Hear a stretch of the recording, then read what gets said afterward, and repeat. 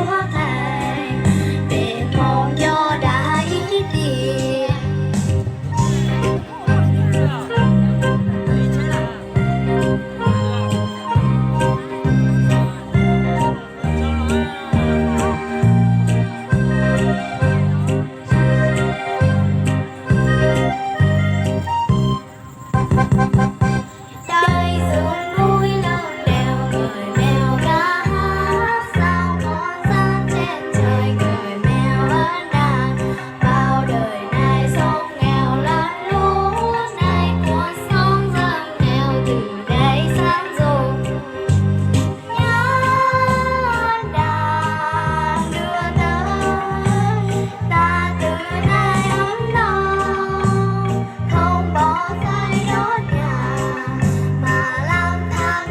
Suốt đời từ nay dám mèo sống chung và mèo vui trong tiếng hè, người mèo ơn đã suốt đời chuông áo mong thanh nhành thì để ta đó nô bùi tranh chúa trao đủ để mong nhỏ đàn y tiền anh bên mong trắng cứ nia nó bên luôn mình trả lời.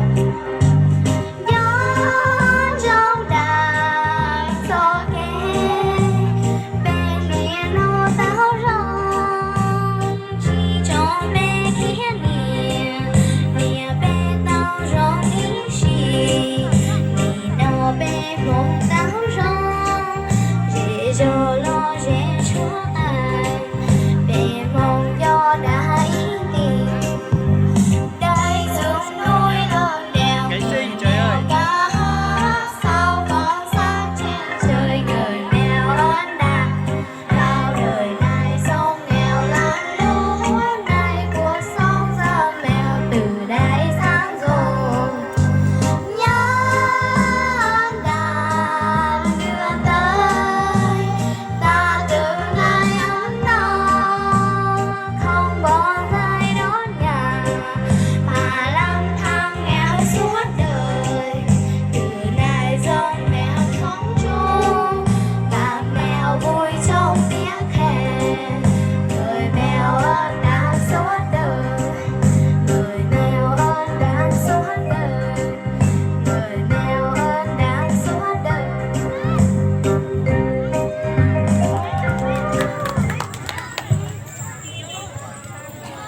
Alo.